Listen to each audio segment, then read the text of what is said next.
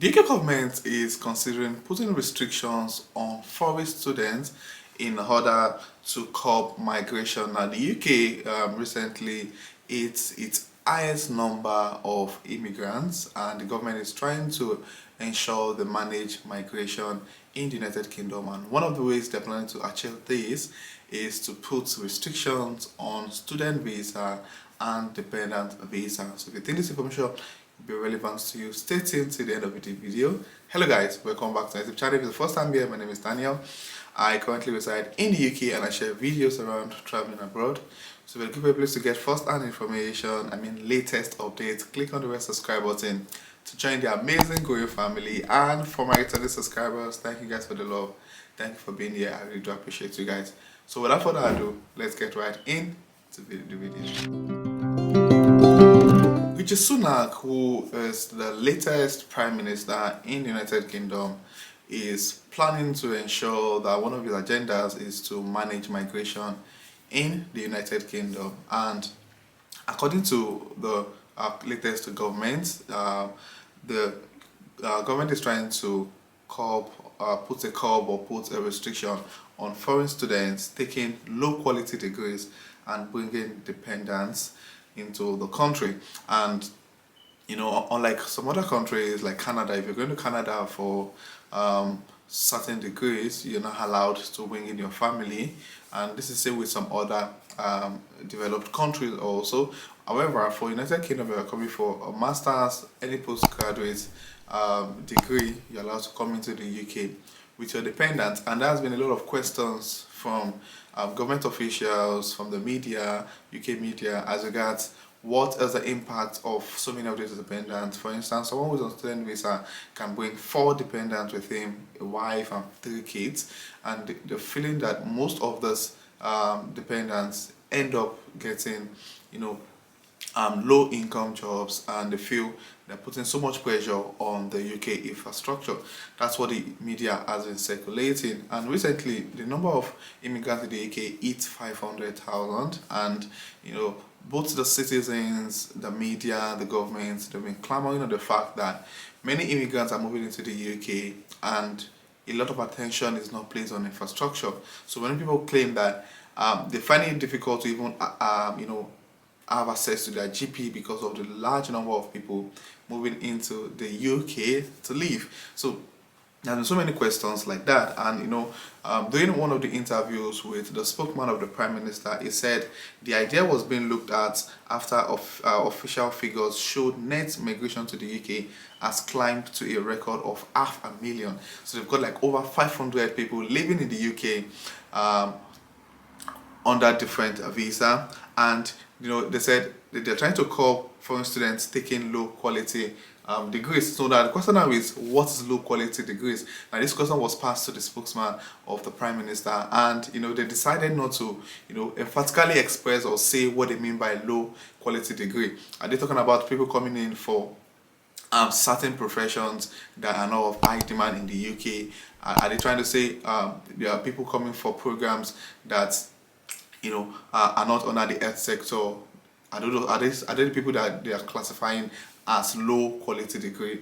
That's still unclear. They haven't really specifically stated what they mean by low quality degree. So however, the point now is that in the nearest future, in the next few months, there might actually be loads of restriction on the student visa. There might be like a change in the requirements, a change in the ability of someone who's on tier 4 visa to be able to bring in a dependent into the UK. And now they've got like loads of the Home Secretary has previously complained about foreign students bringing in family who can piggyback onto their student visa and popping up frankly substandard courses in inadequate institutions. So in my own personal opinion, I'm thinking they might end up deciding that if you're coming to the UK for a particular program, you're not allowed to bring in a dependent, or if you're coming in for certain courses, you're not allowed to come into the UK with your dependent. And personally, I think it's quite a lot of money, honestly, moving to the UK with your dependent. I've got quite a number of people who are struggling a lot because of the fact that they are in this country with their family, especially those who are coming in with young kids. Now, if you're coming to the UK with probably children within the age of, let's say, 2 years to 8 years, and probably you have 3 of those kind of children, as someone coming with dependents, it might be difficult because one person has to stay at home with the kids, and the bills is for 5 people. So it's quite a lot of money moving to the UK, not even considering the amount of money you're going to pay for visa fee, for IHS fee, for every member of the family. And I've got a friend who has got 3 kids now, and his visa is going to expire in the next few months, and he needs to pay almost £10,000 to apply for post-study, and this money is going back to the government. So I really don't understand what they mean by people coming to the UK with their family and they're not adding to the economy. I don't know how much more they're going to add to the economy more than this. Now, but moves to reduce foreign students numbers could meet resistance in other parts of the country, because the truth is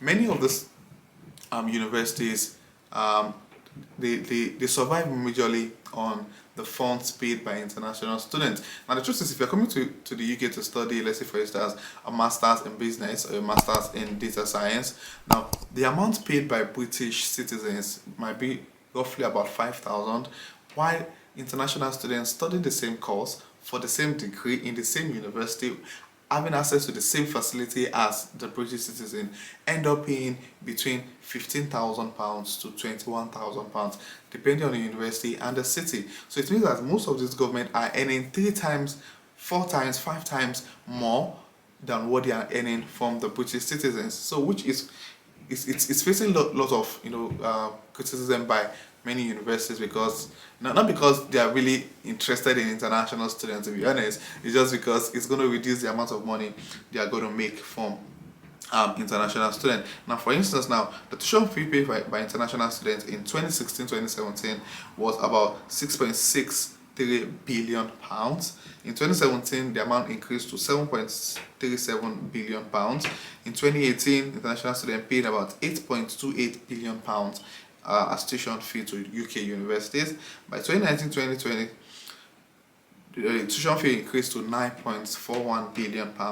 And in 2020, which is during COVID, people were still coming into the UK. Students paid over £9.95 billion in tuition fee, and this has increased over the years because, based on statistics, international students who came into the UK in 2021 was quite a lot compared to the previous year. So obviously, many UK universities made a fortune from international students moving into the United Kingdom, and that is to that is to ignore the fact that they're also paying bills. If you're coming to the UK as an international student, you need to pay council tax because your wife is a dependent, and it's quite a lot of money coming out from international students to study.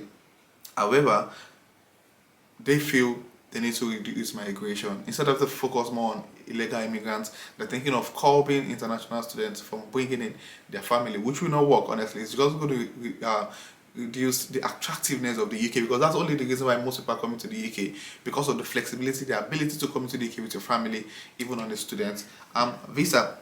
Now, most universities, of course, lose money on teaching British students and offset that loss by charging more for international students, which is what I just explained.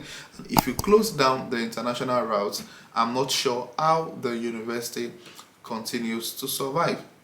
Now, he said London, Cambridge, Oxford would continue to do well, but what about places like Newcastle? What about the Northeast, the Northwest, Scotland? Now, some of those places, how are they going to survive without international students? If you go to so many classes, you see that majority of people there are international students studying 1 or 2 courses. You also want that policy should result in a massive increase in British student fees to make up for loss of foreign student payment, which might not happen because many British students are probably studying on loan. So it's very difficult for them to accept increase in their tuition fee. Honestly, I was applying for a particular friend recently, and his course, I think he's going to pay £19,000 for his course, and British students are going to pay £4,000 for the same course, which is ridiculous. So the question is, will the student visa experience a change in the next future? The answer is yes. So if you're planning to move to the UK, this is time to move now. Move to the UK with your family as soon as you can, so that you don't face a lot of restrictions later in the future as regards the UK student visa. I hope you find this video resourceful. If you do, please click on the like button so YouTube can share this video to as many people as possible. And if you have any questions, state in the comment section. If you're coming across my channel for the very first time, click on the red subscribe button to join the amazing growing family. And for my returning subscribers, thank you guys for the love. I really do appreciate you guys. So this will be the end of this video, and I will see you guys definitely in the next video. Thank you.